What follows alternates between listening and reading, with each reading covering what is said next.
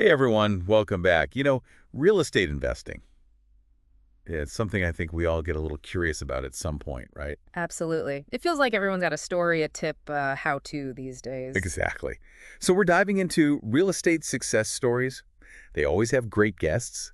And today, we're going to break down an episode that really gets into the nitty-gritty. Like, what do you actually need to know to make smart moves in real estate? And what I appreciate about this episode is they don't assume you're already a pro. They really start at the beginning. Right. It's like before you even think about buying, you got to understand the playing field. Exactly. And one of the first things they hit on is how different types of real estate markets work. Residential, commercial, it's not one size fits all. So true. Like, I wouldn't use the same strategy for buying an apartment building that I would for, say, a vacation rental property. Right, you got to tailor your approach. And speaking of approaches, they also talk about how the market goes up, it goes down, timing is everything. Like riding a wave. You got to know when to paddle out and when to catch it. Yeah. Okay, so you've got a feel for the different markets and how they work. Now what? Well, this episode, they give you a roadmap, three main steps to get started on the right foot. And step one, they say, is knowing your game plan. What kind of investor do you want to be? Flipping houses for a quick profit? Or are we thinking long game, renting out properties for that steady income? Exactly. Or maybe you're interested in REITs. That's real estate investment trusts, in case anyone's wondering, where you can invest in big real estate projects without actually having to, manage a whole property. Love it. But dreams aside, got to talk about the money. Always. And that's their step two. A solid financial plan. How much can you really invest? Are you going to need a loan? What kind of loan? Because let's be honest, the world of loans, it can feel like a maze. They talk about traditional loans, private lenders, and it can get confusing. Right. So knowing your options is key. And here's the thing. Even if you've got the perfect plan and the money lined up, there's one more piece to the puzzle. Hit me with it. Step three. Never stop learning. Music to my ears. I'm all about that lifelong learning life. Right. Because the real estate world, it changes constantly. New laws, new trends. You got to stay on top of it. So soak up all the knowledge you can, books, podcasts like this one, and don't be afraid to reach out to people who've been there, done that. Mentorship is huge. Now, once you've got those three steps down, then comes the fun part. Actually finding your dream investment property. So you're ready to jump into the world of real estate, huh? Finding that perfect property, it's exciting. It's the whole game, right? But where do you even start? Well, this episode we're breaking down, they talk about two main avenues, networking and good old-fashioned research. Networking. See, that's where I get tripped up. I always picture like stuffy conferences, awkward small talk. I hear you. But it doesn't have to be that way. Think local, real estate meetups, workshops, even just chatting with people at like a home improvement store. You'd be surprised who you might meet. Right, right. It's about making those connections. But then there's research. And honestly, that can be overwhelming too. Oh, tell me about it.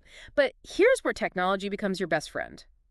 Websites, apps, even just like the county assessor's database. There's a goldmine of information out there. True. But how do you sift through it all? I mean, it's easy to get lost in the weeds. This is where, remember, having your strategy nailed down is so key. If you're focused on, say, finding undervalued properties, you're going to look for different things than someone who wants a turnkey rental. Right, right. So it's all about focusing your search, not getting distracted by every shiny listing. Exactly. And of course, keep those market cycles in mind. A down market might be a bargain hunter's paradise, but it could be risky for a newbie. You got to know when to play it safe, when to take a calculated risk. Man, so much to think about. But let's say you've done your homework, found the property. Time to make an offer, right? Nerves are shot, palms are sweaty. It's a big step. And the episode stresses your offer, it's more than just the price.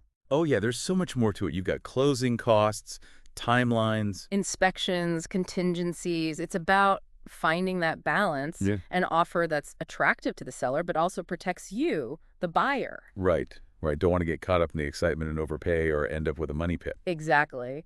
And if you can't reach an agreement, sometimes walking away is the smartest move. Don't be afraid to say no if it's not feeling right. There's always another opportunity around a corner. Easier said than done when you've got your heart set on a place, but yeah. Okay, so offers in, negotiations are done. What happens next? I'll be honest, the closing process always sounded a little scary to me. Yeah, it can be a bit of a black box if you're not prepared. This is where, again, knowledge is power. The episode emphasizes due diligence. Understand every single thing you're signing. Right, because there can be hidden costs, unexpected fees. Exactly. Repairs, property taxes, HOA fees if it's a condo. Get it all in writing up front so there are no surprises later. It's about protecting yourself. Uh, But once you get through all that, congratulations, you're a property owner. Champagne, confetti, time to celebrate. well, hold on a second. Owning the property, it's just the beginning. The real work, or you could say the real fun starts now. We'll tell you all about it. So we've talked about finding the property, making the offer, going through all that. But now the real journey begins. Yeah, it does. And this is where I think a lot of first-time investors get caught off guard. Owning a property is one thing, but managing it, a whole different ballgame. Exactly. And real estate success stories, they really break it down. They talk about this trifecta: tenant screening, maintenance, and then managing the money side of things. And each one is so important. You got to be on top of all three to make this whole real estate thing work. Okay, so let's start with finding those tenants. It's like the most crucial part, right? Yeah. Finding someone who's going to pay the rent on time, take care of the place. It's everything. And, there's no magic formula. But this episode, they give some great tips on background checks, talking to previous landlords, even just like trusting your gut feeling during an interview. Because a bad tenant, it can really cost you. Oh, yeah. Horror stories abound. But, okay, let's say you found a great tenant, all signed up. Can you relax yet? Not so fast. Yeah. Now comes the maintenance. Because something always needs fixing. Right. It never ends. Yeah. The joys of home ownership, right? Ah. Do you ever wish you could just call a landlord and say, hey, fix this? Haha. All the time. But seriously, this episode, they make a good point about learning some basic DIY. It saves money, and it means you can fix little problems before they become big ones. Makes sense. Keep those tenants happy, keep those costs down. Now, last but definitely not least, got to talk about the financial side. I feel like this is where people either really excel or really struggle. It's true. And this episode emphasizes treat it like a business. Track every penny, know where your money's going, have a plan for those unexpected expenses. Because they will come up. So a good budget and maybe some handy software, that's the key. Exactly. There are apps for everything these days, so no excuses. Now, once you've got a handle on the single property, are you ready to think bigger? Oh, I see where you're going with this. Time to build that real estate empire. Exactly. And they talk about two main strategies for scaling up. Reinvesting those profits and then diversifying your portfolio. Okay, so reinvesting, that's like using your success to fuel even more success, right? Exactly. As you pay down that mortgage, your equity grows. You can use that to get loans for more properties and boom, you're on your way. It's like that snowball effect. I love it. Yeah. But why diversify? Why not just stick with what you know? Because think about it. What if the market in your area takes a hit?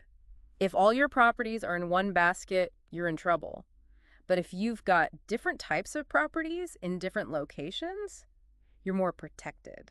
Risk management. It makes so much sense. This episode, it's really got me thinking. I feel like we've covered so much ground. We have, but it all comes back to that idea of knowledge is power. The more you learn, the more prepared you'll be to make smart decisions, whether you're buying your first property or your 10th. Couldn't have said it better myself. So to everyone listening, whether you're just dipping your toes into real estate or you're a seasoned pro, keep learning, keep exploring. And who knows, maybe you'll be sharing your success story on the podcast someday.